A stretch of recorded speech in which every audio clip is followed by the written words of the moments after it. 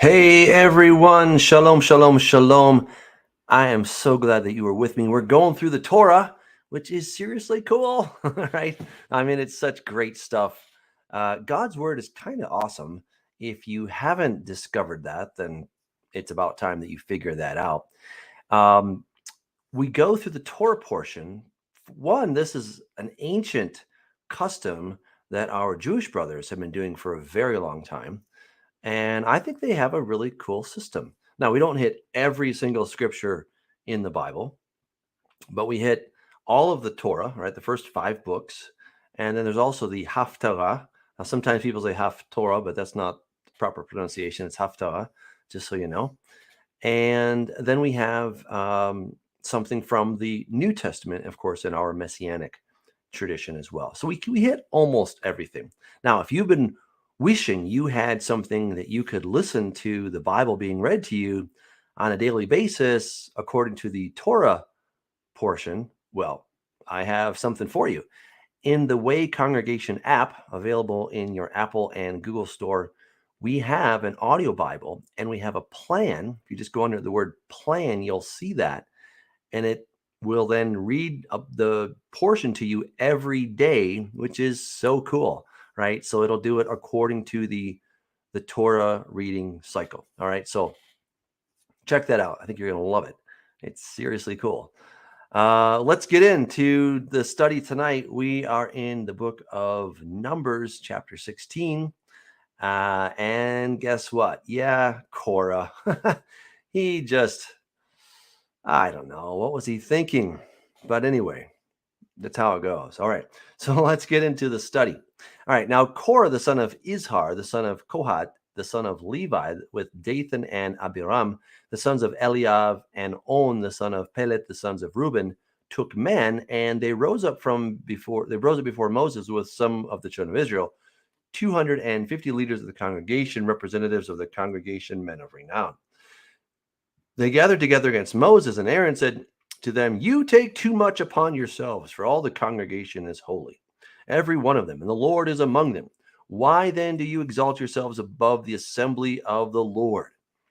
So when Moses heard it, he fell on his face, and he spoke to Korah and all his company, saying, "Tomorrow morning the Lord will show who is his and who is holy, and will cause him to come near to him.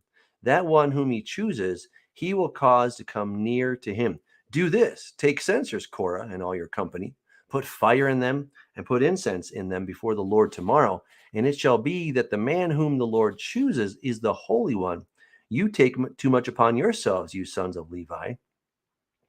Then Moses said to Korah, Hear now, you sons of Levi, is it a small thing to you that the God of Israel has separated you from among the congregation of Israel to bring you near to himself, to do the work of the tabernacle of the Lord, and to stand before the congregation to serve them? And that he has brought you near to himself, you and all your brethren, the sons of Levi, with you? And are you seeking the priesthood also? Therefore, you and all your company are gathered together against the Lord. And what is Aaron that you complain against him? All right, so I'm going to stop right there. Now, what's going on here? Well, okay, there's a rebellion brewing, but really, what is the underlying issue that is kind of eating at Korah and these guys? Well, there's a couple things. It really comes down to one basic thing. The basic thing is pride. All right, pride. That was the same issue that got Miriam in trouble. She's like, wait, am I not as good as my brother? Right? And remember that she had to go outside the camp for 7 days. And we're going to see in a moment that that was a pretty light sentence compared to what Korah and the guys that are following him are going to get.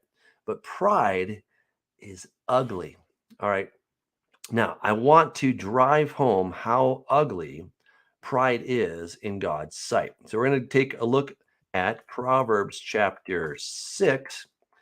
All right, we're going to see something that, yeah, if you haven't thought about this, you should. These 6 things the Lord hates, yes, 7, are an abomination to him. See this word right here? Toavat, okay? Toavat nafsho, right? It's an abomination. That's a very strong word. We find the same word where it's an abomination that a man should sleep with a man, all right? Or that a man should sleep with a beast. Well, not sleep, but euphemistically speaking. Also, same word for eating pork and things that God's like not into. All right. So these 6 things he hates, 7 are an abomination. There's 6 that he hates, 7 are abomination. What's the first one? A proud look. All right. So a proud look is something that is really on, it's like number 1 on God's bad list. It's so bad he calls it an abomination. And pride is just yuck, yuck, yuck. Now, Jesus came, and was he proud? Was he prideful? No, he was just the opposite. Jesus came, he was at the highest level, and he went down and he became a what? He became a bondservant. He became someone who had emptied himself. This is essentially the king taking off all of his royal regalia, his gold ring and his crown and his gold necklaces and his amazing attire, laying all of that aside, putting on sackcloth, and then going and washing the feet of his slaves, of his servants.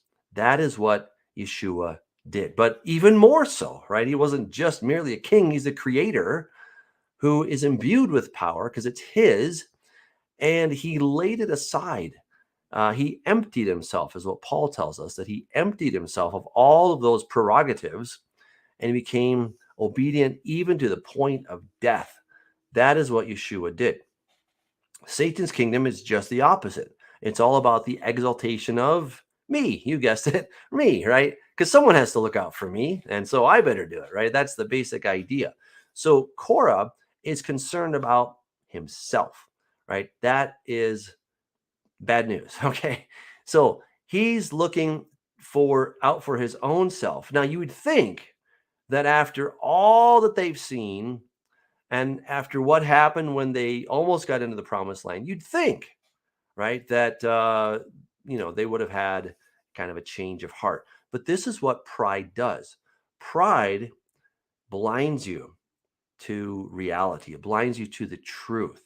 Now, a close friend of pride is greed, right? So, and something that goes along with these guys, something that sort of feeds this, is coveting, right? Remember that coveting is the 10th commandment, right? It's something you're not supposed to do. Now, there's no particular penalty for coveting, right? There's a penalty for stealing, there's a penalty for murder, there's a penalty for adultery, there's a penalty for taking the Lord's name in vain, but there's no penalty for coveting, because coveting is happening in your mind or in your heart, however you want to think about that. But it will always express itself, give it enough time, it will express itself in some kind of action. But what's at the heart of it is coveting. So Korah is coveting Moses' position. We're going to see that he's going to accuse him of some things in just a moment. But understand, this is what is behind all of this, right? And so even though Moses has gone through all of these trials, right? And it's been a long journey, right? And Moses, of all people, wanted to go into the promised land, and nope, doesn't get to, because the 12 spies bring back a bad report. 10 out of the 12 bring back a bad report. And because of that, now they have to wander in the wilderness for 40 years. You think Moses is excited about this? Not at all. But Moses is the guy that's going to be blamed for merely communicating what God has said. All right. So again, Korah, he says, hey, why do you guys get to do all this? And why then here do you exalt yourselves above the assembly of the Lord? Oh, Korah, if only you could have, seen the instant replay of where Moses was interceding on behalf of the children of Israel there on Mount Sinai after they had gone after the golden calf. And God says, you know what, Moses, let me just start over. I'm going to start over with you and make out of you a great nation. And he's like, oh, Lord, don't do that, right? Blot me out of your name if you're not going to go with us and be all that you're supposed to be, right? So Moses is laying his life down to be this intercessor for people that don't really deserve it. But that's what grace is all about. That's what mercy is all about. And Moses has done this time and again. And this, of course, is not the first time that they're upset with Moses. This is a tough place. Now, I want to just say something to people that are not in leadership. And I don't care what kind of leadership it is, whether that leadership is at the workplace, whether that is in a church, whether that is in some kind of public service, public office, you're an elected official. Now, I'm not saying that those people have it all figured out, because they don't. But sometimes when you're not in a position of leadership, you can look at the leader and say, oh, well, he or she only got to that position because they had a silver spoon in their mouth, or because they know the right people, or because, maybe they did something a little bit sexually deviant to get there, to have this particular post, right? There's all kinds of reasons that we can come up with as to why that person gets to be in that position. Now, I'm not saying that sometimes those things don't have some validity, but we need to be very careful that we don't start bickering and grumbling behind the scenes and saying it's not fair that so-and-so gets to be in that particular position, right? Because there's really a difference between somebody who works hard to become a leader, whatever field it may be, and somebody who's just a dreamer and a complainer, because they don't really want to put in the hard work. They just sort of fancy themselves that, well, I could do a better job. You really don't know until you're put in the position. And Moses does not have an easy position. I'll tell you, he really doesn't, right? He's not winning from anybody's side. And as this journey goes on, he's going to get so frustrated with the people. And I'm not excusing him, but I can appreciate his position, that he's like, you rebels, do we have to bring out water from this rock? And that's going to get him in trouble, so that he doesn't even get to go into the promised land, right? So a lot of times a leader will sacrifice his own life for the good of the company or whatever the organization is. Again, I'm speaking very broadly here, right? Sometimes that's not what happens, and the leader can be just a real jerk and really bad. But when we're not in the position of leadership, it's easy to throw stones and say, oh, well, if we were in control, if we got to, steer the ship, we would do it all so much better. And that's what a lot of people think until they actually get behind the wheel. And then suddenly like, well, what am I supposed to do? Right? It's not always as easy as you think. And a really good leader is going to make it look easy, because that leader has prepared, probably had years of training or sacrifice or both, right? And so those are things that need to be considered. Think about God raising up Joseph, right? Well, he just gets to go from the prison to being the second in command. That doesn't seem fair. Yeah, but he had to go through a lot to get there. He had to be rejected by his brothers. That would have hurt. Then he was thrown down a well. That physically hurt. Then he was hauled up out of the well and sold by his brothers to some slave traders. That had to hurt, right? And then he was taken, bound to Egypt. That had to hurt as well. Then he was put on the slave auction. I'm sure that hurt too.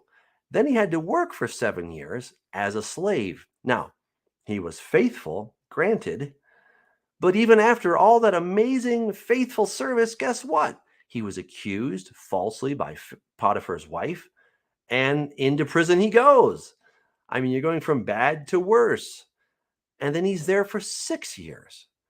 And just when he thinks he has a lucky break, that the cupbearer and the baker are in prison, he interprets their dreams and he says, hey, remember me? At least it says it to the cupbearer, right? And guess what? The cupbearer forgets. 2 more years go by. So altogether, 6 years. Joseph has been rejected by his brothers, sold into slavery. He's been a slave, a faithful one. He's been accused falsely, put in prison for 6 whole years, right? So for 13 years, he is getting some just lousy experience. He's being faithful. And then all of a sudden, he gets exalted to the highest position in the land, right? And you could look at him and say, well, it's not fair, right?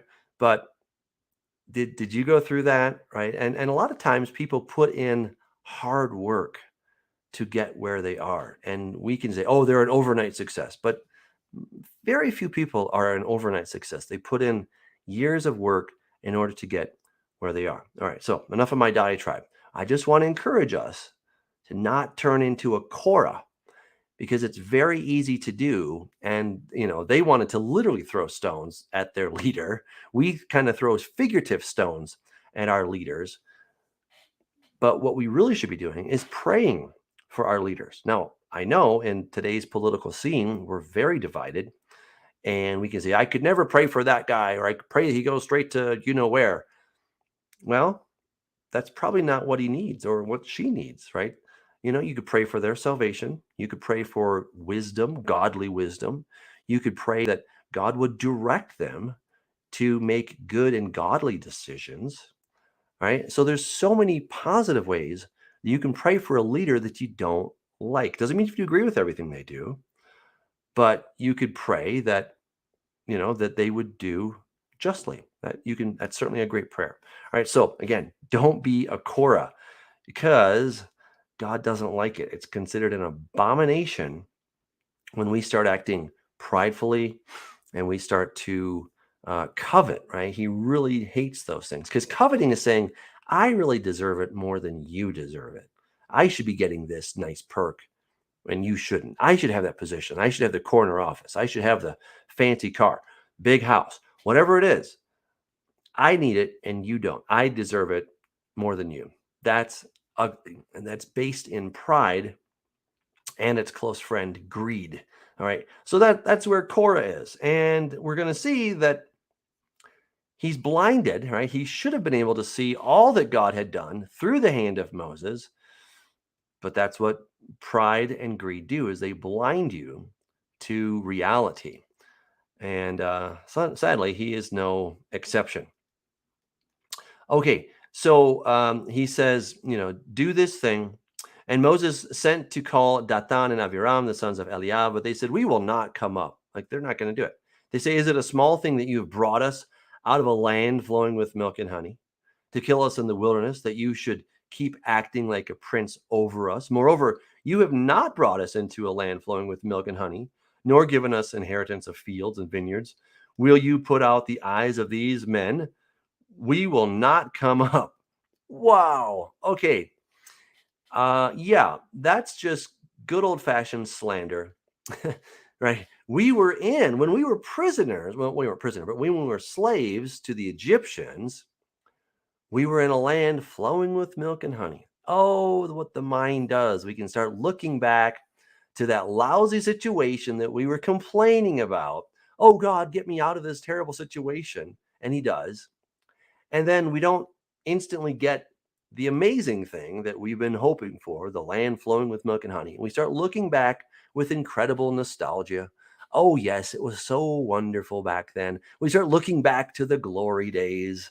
But most times the glory days really weren't glory days. They had some ups and downs, but we were generally unhappy in those so-called glory days, right? And we start to reminisce and think, oh, how wonderful that was if we only could go back then. But you can't go back, for one. Two, if you look honestly, you might realize that, oh yeah, actually it wasn't so. Oh yeah, I was a slave, right? So it wasn't that great.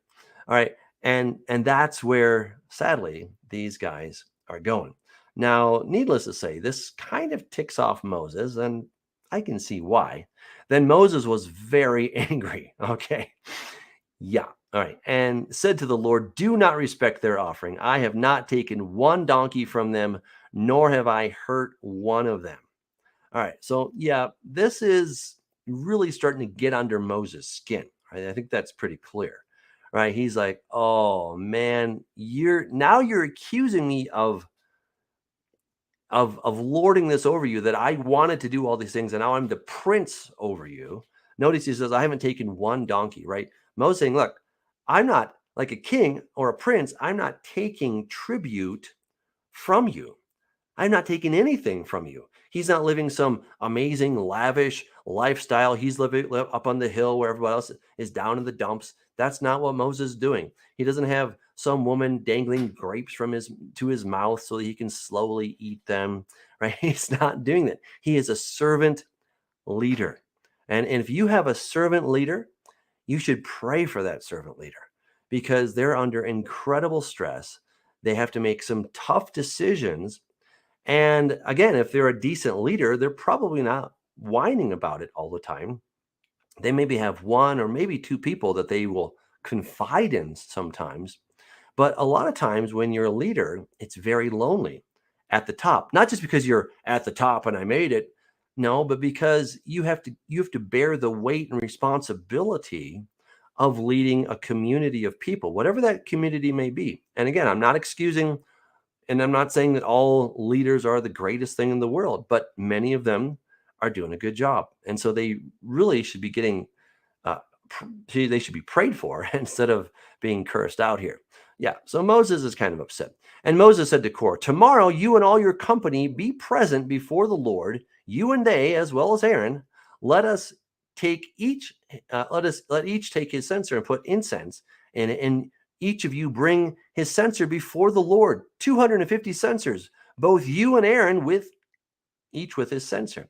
So every man took his censer, put fire in it, laid incense on it, and stood at the door of the tabernacle of meeting with Moses and Aaron. And Korah gathered all the congregation against them at the door of the tabernacle of meeting. Then the glory of the Lord appeared to all the congregation.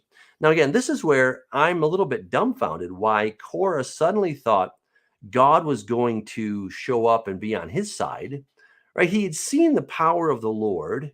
He had seen the incredible fire break out so that there was a burning, and you had these times of where there was this plague and people just began to disintegrate, right? He saw all that. Korah was there when he heard God speak from Mount Sinai. He saw the mountain on fire.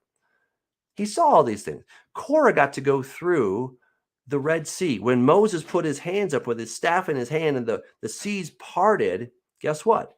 He saw all that. Korah also got to see back in the land of Egypt. He got to see these incredible plagues that were brought about by the hand of Moses and Aaron acting as the spokesperson for Moses. And yet he somehow thinks that God is going to show up and be on his side in this whole thing. Because once again, what does pride do? It blinds you, as well as greed, right? They're very close brothers, these two. They blind you, and you start thinking, yeah, I really am all that. That's what pride does. And it's based on coveting, because you start looking at what somebody else has and says, well, I should be getting that. And your pride says, yeah, you should. You're pretty amazing. And your greed says, yeah, I'm going to get that. I need to get it for me, not for those guys, right? These are all characteristics of Satan's kingdom. Ugly, bad stuff that God does not want us to walk in that type of relationship with him or with anyone. So again, how Korah could think that God would, vote for him, I have no idea. And the Lord spoke to Moses and Aaron, saying, separate yourselves from among this congregation, that I may consume them in a moment, right? That is how quickly God could take care of this. God's kind of ticked off. And you notice here that God doesn't like it when his guy, Moses, who is a faithful servant in all of his house, is getting trashed. And so God's like, okay, I'll take care of this.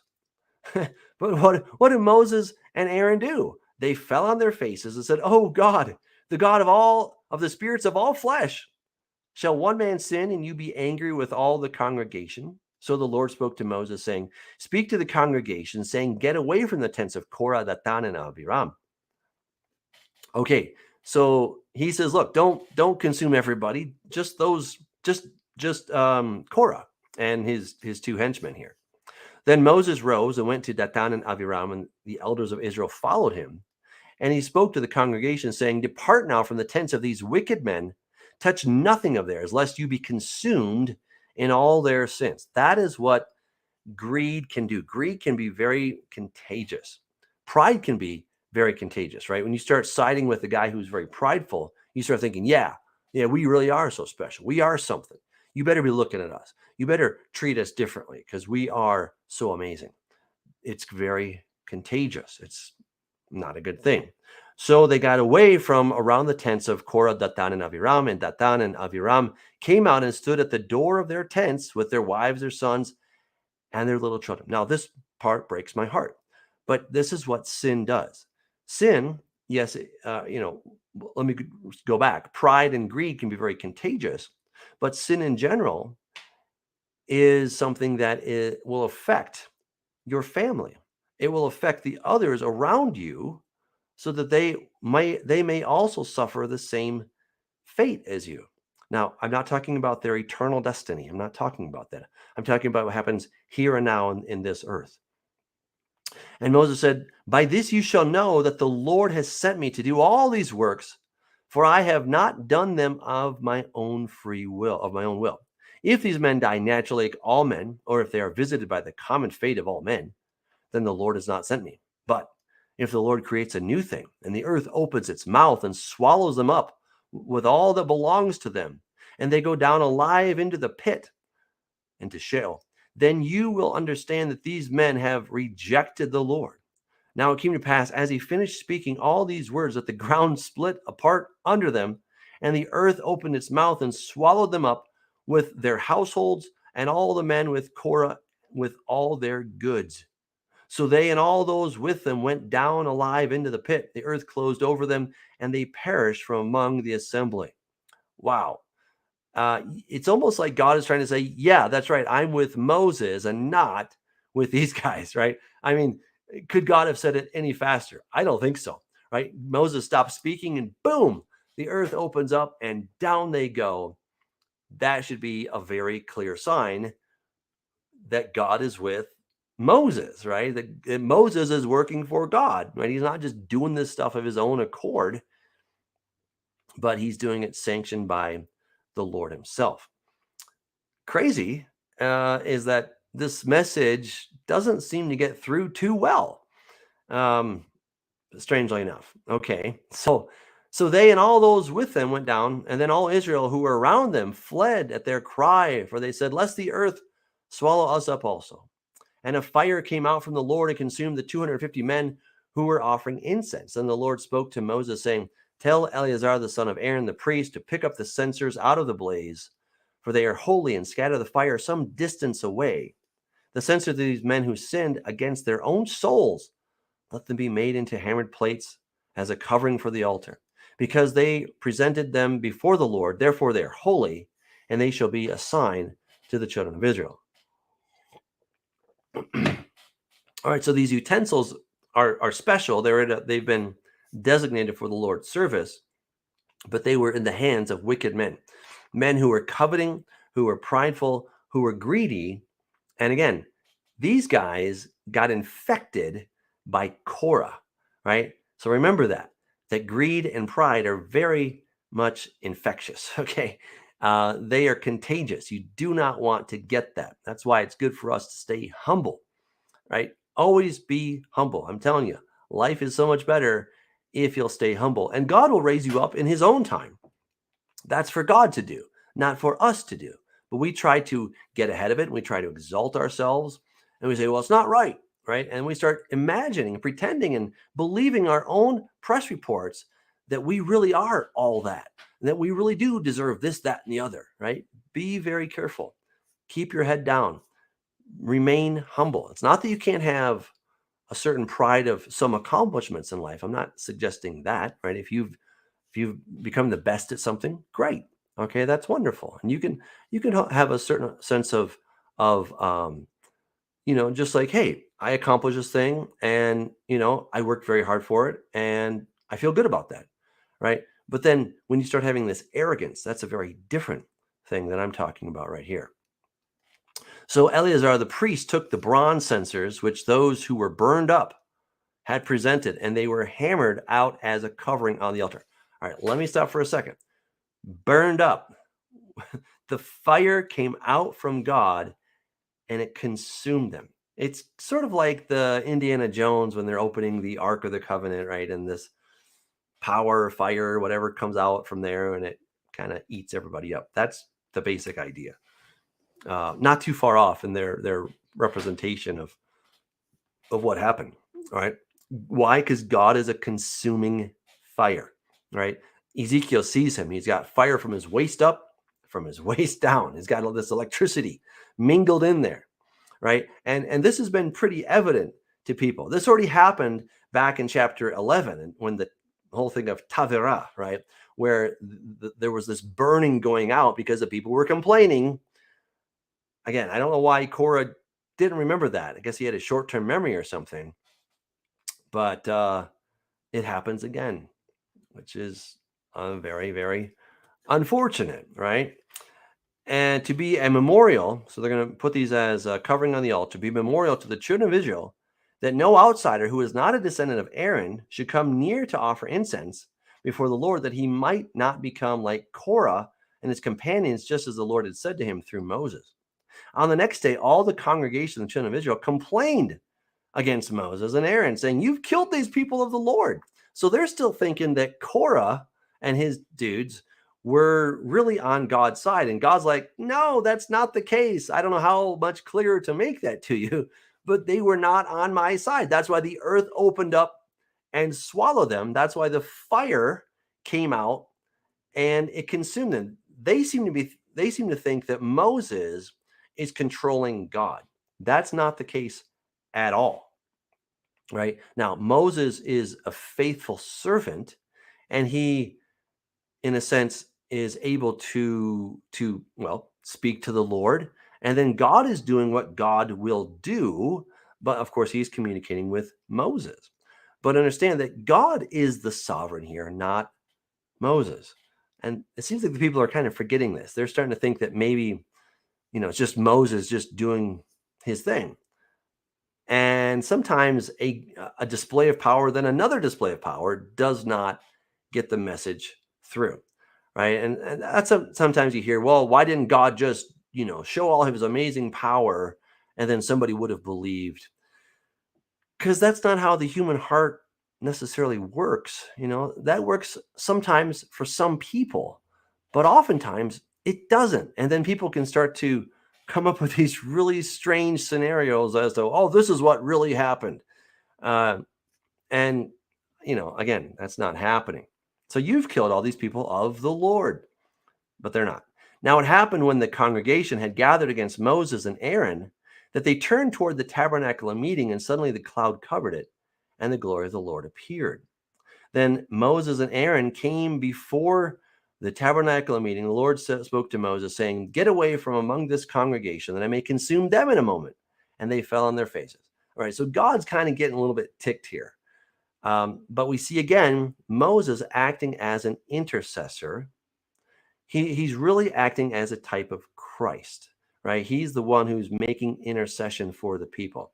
Now you could say, well, God seems like he can't, control his anger. Well, God, of course, can control his anger. And when they went to the promised land and came back and they started slandering God, and they were just about ready to kill Moses and Aaron, God says, look, these 10 times, these people have tested me. They won't believe me. So yes, God does have a very long fuse, and you can get to the end of that fuse, and then he's kind of ticked off, right? So understand that is how God is, right? He's incredibly gracious. He's incredibly merciful, and he will work with you if you'll keep your head down, you'll stay humble, and you'll be grateful. But when people are constantly complaining, when they are accusing him of being a really bad guy and that he took them out of the land of flowing with milk and honey, Egypt, right? And that he just did this to kill them in the wilderness. After a while, you're like, this whole congregation keeps saying the same thing. I'm a little ticked off, right? So once again, Moses and Aaron fall on their faces. So Moses said to Aaron, "Take a censer and put fire in it from the altar. Put incense on it and take it quickly to the congregation and make atonement for them, for wrath has gone out from the Lord. The plague has begun. What is the plague? It's this consuming. It's what happened at Taverah, where the fire of the Lord broke out amongst them and it started to consume people, right? All these people are falling in the wilderness. Let's go over to the book of Hebrews, chapter 3, because this really gives us an important context to these people who keep falling in the wilderness. Okay, so he says, "Beware, brethren, lest there be in any of you an evil heart of unbelief in departing from the living God. But exhort one another daily while it's called today, lest any of you be hardened through the deceitfulness of sin. For we have become partakers of Christ if we hold the beginning of our confidence steadfast to the end. While it is said today, if you will hear his voice, do not harden your hearts as in the rebellion. For who, having heard, rebelled? Indeed, was it not all who came out of Egypt led by Moses?" Right? This is applicable to many times in their rebellion, because there were many rebellions, but Korah's rebellion is certainly one of the top. Now, with whom was he angry 40 years? Was it not those who sinned, whose corpses fell in the wilderness? And to whom did he swear that they would not enter his rest, but to those who did not obey? So we see that they could not enter in because of unbelief. You see that right there? So their unbelief is a sin, right? They sinned. They could not enter in. And look at also, but to those who did not obey. They did not obey because they had unbelief. And what he goes on to say in chapter 4, he says, "For indeed the gospel was preached to us as well as to them, but the word which they heard did not profit them, not being mixed with faith in those who heard it. For we who have believed do enter the rest, as he has said, so I swore in my wrath, they shall not enter my rest." All right, so again, God was kind of ticked off because they would not believe. It's not that they just couldn't believe, but they did not obey. They were not willing to listen to what God was saying. All right, God says, okay, go do this. And they're like, oh, we're going to complain. And then these things happen. All right, so they had the same gospel, which is God wants to be in your midst. God wants to show you all these good things, and yet the people were constantly rebelling. I can appreciate how God could be a little bit upset because, yeah, it's kind of annoying. Then Aaron took it as Moses commanded and ran into the midst of the assembly, and already the plague had begun among the people. So he put in the incense and made atonement or covering for the people. That's the word there, chapel. And he stood between the dead and the living, so the plague was stopped. Now those who died in the plague were 14,700, besides those who died in the Korah incident. So Aaron returned to Moses at the door of the tabernacle meeting, for the plague had stopped. 14,000 people. Again, I know you can read this and say, oh, God of the Old Testament is just a really angry God. We've got to contextualize this. God is incredibly loving, incredibly merciful. He did all these things. You have to go back and you got to look at all these things that God had done and how patient he was and how he carried them on eagle's wings, as it were. He did all these amazing things. And what do they keep doing? They kept throwing stones at him, kept throwing stones. They kept poking him in the eye, right? So if somebody keeps poking you in the eye, you might be like, stop, don't do that. Don't poke me in the eye. And maybe on the 10th, the 12th time, you've been incredibly patient about this. I need you to stop doing that. And they just keep poking you in the eye. What are you going to do? You're going to lose your temper after a while. You're like, you know what? I told you to stop poking me in the eye, right? And that is what they're doing to God. They're poking him in the eye. They're provoking him. After all that he did, yes, you can provoke God too far. Don't do it, all right? Just don't do it. Just be obedient. Be humble. If you have questions for God, ask. If you're wondering, Lord, I don't understand. Why did you do that? Could you please help me to understand? He's glad to explain it. But if we keep whining and complaining and just moping about, that will get kind of tiresome after a while. All right, so I hope that will encourage us to not act that way. And the Lord spoke to Moses, saying, speak to the children of Israel and get from them a rod from each father's house, all their leaders according to their fathers' houses, 12 rods. Write each man's name on his rod. And you shall write Aaron's name on the rod of Levi. For there shall be one rod for the head of each father's house. So, okay, so each tribe, right, you're going to have one for Dan, Asher, Judah, Zebulun, etc. I can put this name on it. And Aaron's name is going to be on the rod of Levi, right? So it'll say Levi, it'll also say Aaron, right? And then you shall place him in the tabernacle of meeting for the testimony where I meet with you. And it shall be that the rod of the man whom I will choose will blossom. Thus I will rid myself of the complaints of the children of Israel, which they make against you. All right, so God has a pretty good idea, right? How to demonstrate this. And again, it's not going to be in some spectacular show of power. He's done that, and it doesn't change the hearts of the people, right? So again, sometimes people say, well, if God is so amazing, and if he really is real, why doesn't he just open in the sky and say, here I am, everyone believe in me? And a lot of people are not going to do it. Even though he would show, fireworks and lightning and all this stuff, they're just not going to believe. Sometimes it's the small, still voice that gets our attention. And that's what he's going to do here. So Moses spoke to the children of Israel, and each of their leaders gave them a rod apiece, for each leader according to their father's houses, 12 rods, and the rod of Aaron was among their rods. And Moses placed the rods before the Lord in the tabernacle of witness. Now it came to pass on the next day that Moses went into the tabernacle of witness, and behold, the rod of Aaron of the house of Levi had sprouted and put forth buds, had produced blossoms, and yielded ripe almonds. God is like, you know what? It's not just going to bud, but I'm going to make it bud to the nth degree so that we even have fruit coming off this thing, right? God is going to make it so clear who he's choosing, abundantly choosing, right? Overtly, overwhelmingly choosing, that he's choosing Aaron. He's going to make this super duper obvious so that they can say, well, sure enough, Aaron's rod didn't just bud a little bit, didn't just have a little tiny flower coming out, but it had fruit coming out of this thing.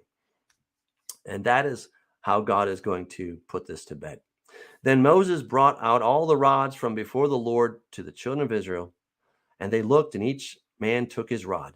And the Lord said to Moses, bring Aaron's rod back before the testimony, to be kept as a sign against the rebels, that you may put their complaints away from me, lest they die. Thus did Moses, just as the Lord had commanded him, so he did. So the children of Israel spoke to Moses, saying, surely we die, we perish, we all perish. Whoever even comes near the tabernacle of the Lord must die. Shall we all utterly die? These guys are a train wreck. I want you to know that. Now, I'd really encourage you in your prayer time, stop complaining, right? That has got to be one of the most important things that we have to learn. Stop complaining, right? I grew up understanding that when I prayed, I was supposed to keep knocking on God's door. Hey, God, are you listening? Hey, God. Right? I thought when Jesus was telling the story of the unrighteous judge and the woman that kept pestering him, and then he finally gave her justice, I thought, oh, that's what I'm supposed to do. I misunderstood it. Here's what he's trying to say. If an unrighteous judge will eventually give justice for this woman who's persistent, how much more will your Father in heaven, who is good, give good things to those who love him and who ask, right? So he's really showing a massive contrast. And we are not to keep testing the Lord like the children of Israel were testing God in the wilderness. By testing, this is a very negative kind of test. It's whining, it's complaining. Oh God, why are you doing this? Oh God, did you just bring me to this state to kill me? Oh God, did you just give me this new job just to destroy me? Oh God, did you help me get this whatever just to destroy me with this thing? These are sometimes the things that we accuse God of. Now, maybe you didn't get the thing. Oh, God just wants to keep me in squalor. And so he's doing this, right? We lay all these accusations and burdens at God's feet, which are not true. We're slandering him. And I'm telling you, slander is an ugly, ugly device. We don't want to do that. You know how you say slander in Greek? Diavolos, or el diablo, right? The devil, right? The devil means the slanderer. We don't want to do that. Satan is a master of slander. We don't want to follow in his footsteps. We want to be just the opposite. And so the antidote, right, that we're to pray, right, with, we're to continually pray. And we say with prayer and supplication, I got that part down. I kept bugging God and say, oh, Lord, why aren't you? Lord, why aren't you doing this? Lord, why aren't you doing this? The part I missed was I need to give thanksgiving, because when I am thanking God, I can't complain. And when I'm thanking God, I'm actually showing the evidence of my faith in things that have not yet materialized yet, right? Instead of saying, oh, you brought us out here to kill us, they could have said, you know what, Moses, we're not there yet, but we thank you that you're taking us to the promised land. Thank you, Moses, that you've brought us right up here to the promised land. We went in. Yeah, there's giants, but we thank you. And we thank you, Lord, that you're going to take down the giants, instead of saying, oh, we can't do it, and complaining and then wanting to throw stones at Moses and Aaron. It's a huge difference. It's a completely different mindset. This is all about prayer, right? Look, God does not like it when his children are constantly complaining. I think I've given enough examples to prove that. All right. These 10 times these people have tested me, and then they tested him again. And guess what? It did not work out well for them. Now you may say, well, God has turned over a new leaf, right? That was the Old Testament. This is the New Testament. God hasn't changed, right? He's still just as gracious as he ever was.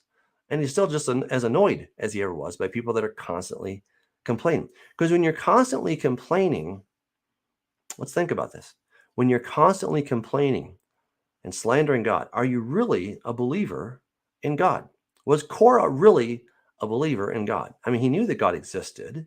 He knew that much, right? But he wasn't really a disciple, a follower of God.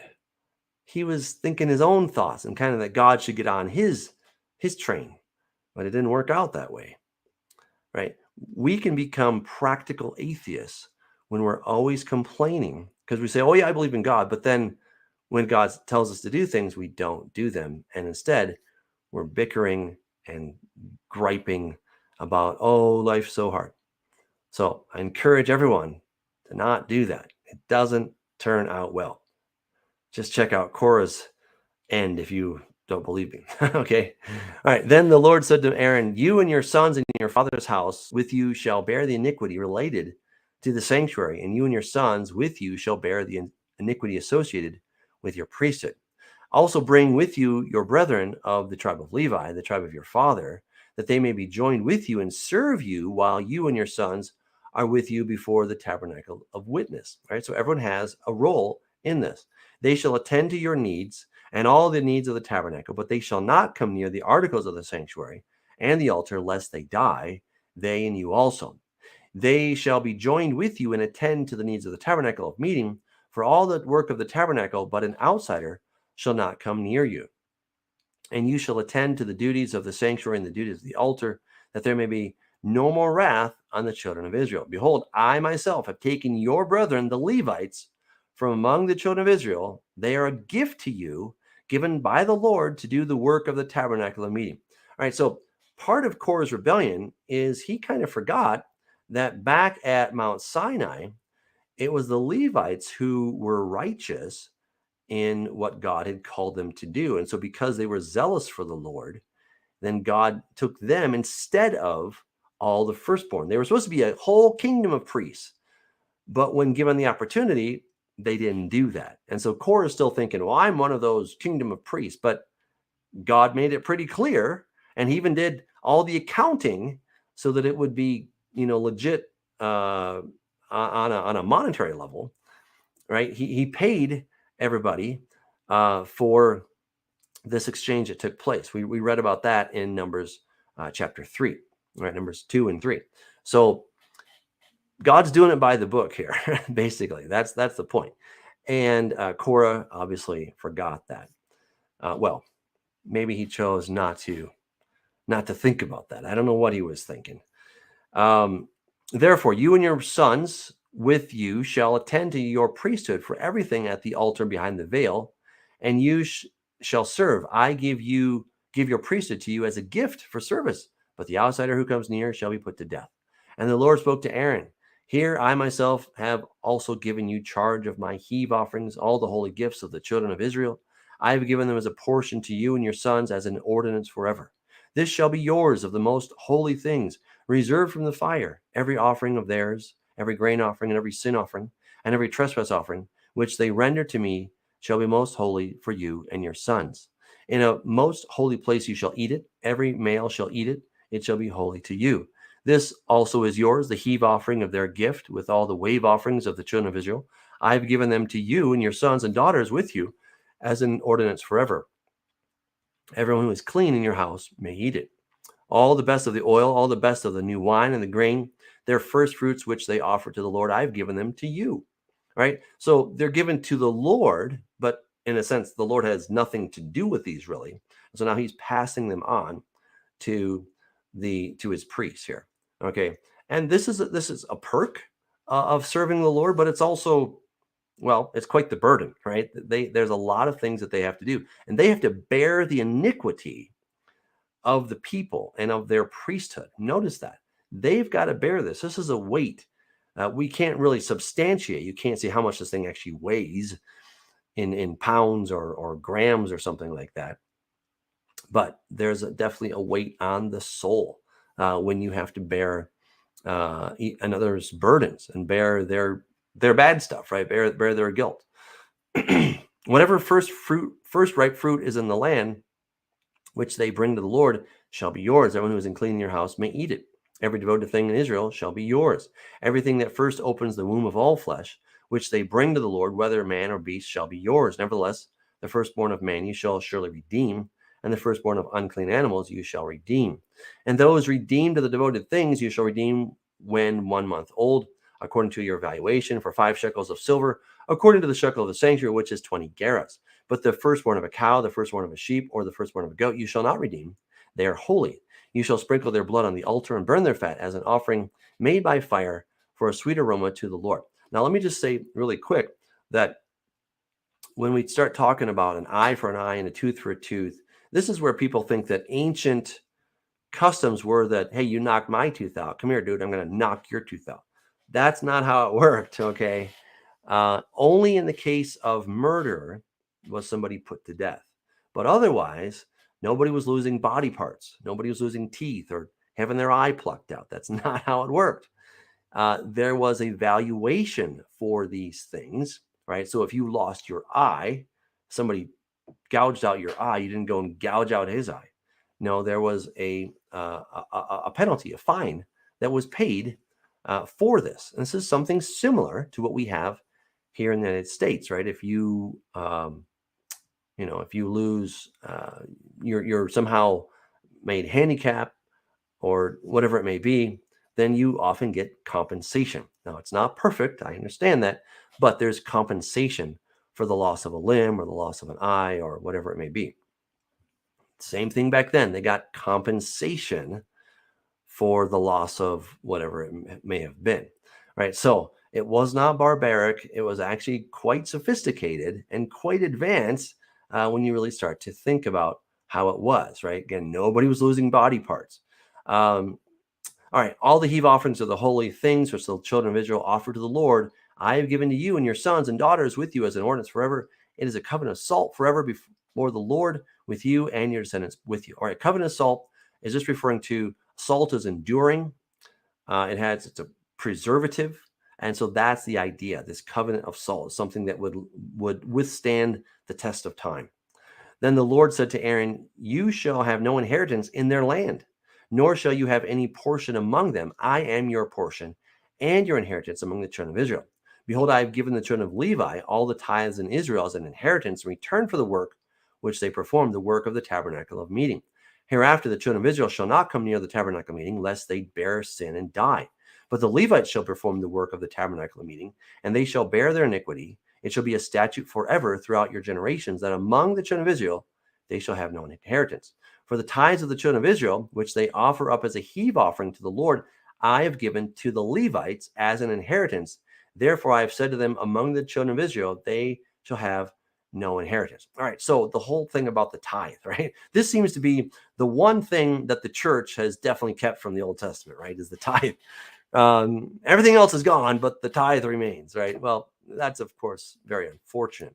But for the work that they were doing for the Lord on behalf of the children of Israel, they definitely deserved compensation, right? So a tithe is a tenth, right? So a tenth of everything that was brought in went to the Levites. Now the Levites did far more than simply the work of the tabernacle. That's what God has in purview right now.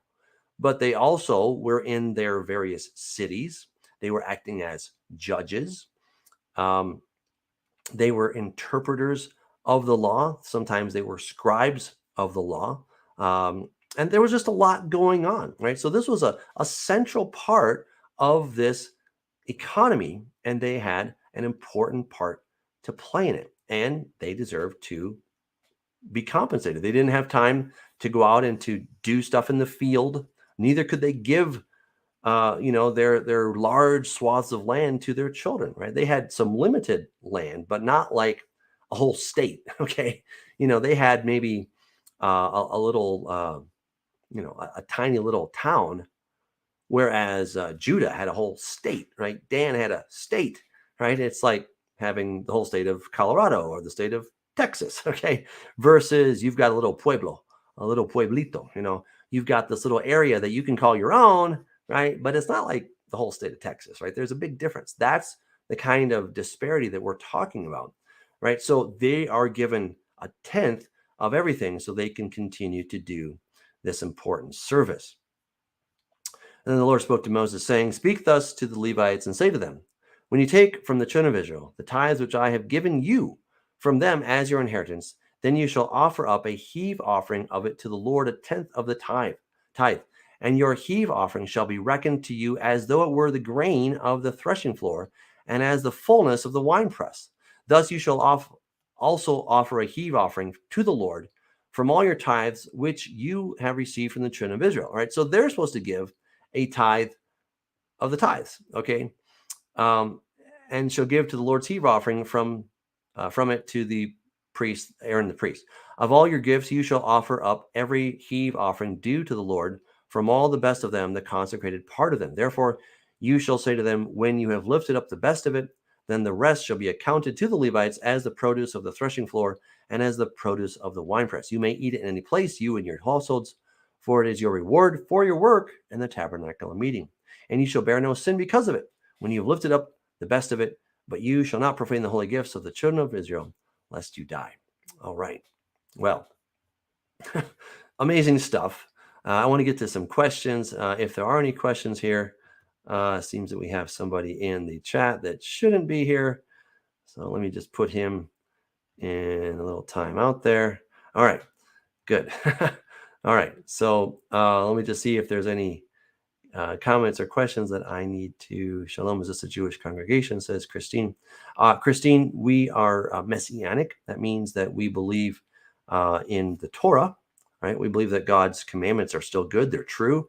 We believe that Sabbath is true, but we also believe in Yeshua, right? So that's essentially what we are. And I see some other people answered that as well. Okay, good. Very good. Fantastic, guys. Well, I'm so glad that you joined us. In a couple weeks, I will be down in Texas. So if you're able to join me at Ed Doss's fellowship in Dallas, Texas, you have to see him for all the details.